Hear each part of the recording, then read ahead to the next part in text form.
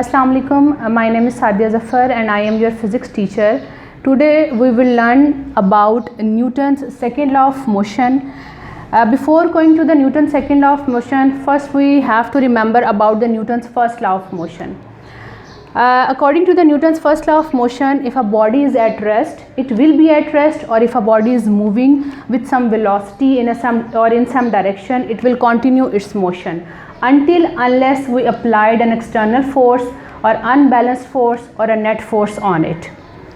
So according to the diagram, if a body is at rest, its velocity will be 0 meters per second, or we can say that it have a zero velocity, or it will remain at rest. Or if a body is moving, its velocity will never be equivalent to 0, or it will continue its motion. The factors that applied on these objects that will due to these objects will remain its position, that is gravitational force and the normal force. Now here is a question arises: what will happen if we applied an external force or unbalanced force on these objects? If we applied on these objects an unbalanced force, first of all the forces are balanced. If we applied the unbalanced forces, that what will happen? In that case, acceleration will be produced on these objects. If we applied an unbalanced force, acceleration will be produced. In that case, the velocity of this object, suppose 7 meters per second, and we applied on the net force, that is equal to 5 Newton. And the same thing for the other object which is in motion, its velocity will become 7 meters per second, and we applied that same force, that is equal to 5 Newton. So in the result of these cases, acceleration will be produced. Now it's an interesting factor is there. What acceleration depends on? Acceleration basically depends on the two factors. Acceleration depends on the two factors. First one,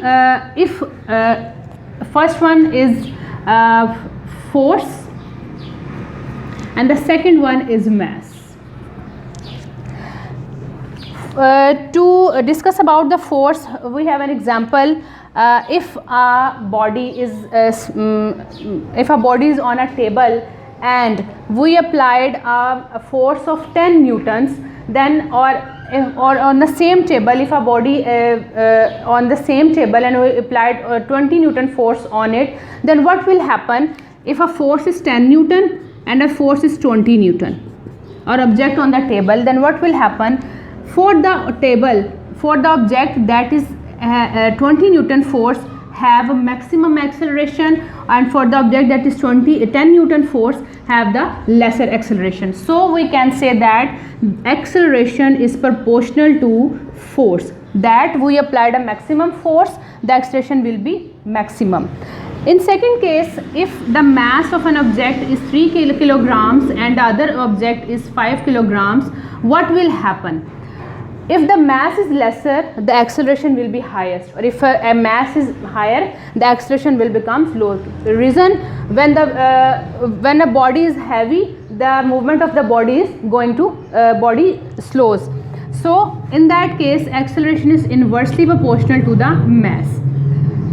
These relations we can write in this way: acceleration is proportional to force, that is net force, and is inversely proportional to the mass. This is the formula for the Newton's second law of motion, or we can write it as direct proportional to F net over m, or F is equal to ma. This is the statement of Newton's second law of motion, that we applied a force on a body that have mass m, then there will be acceleration will be produced.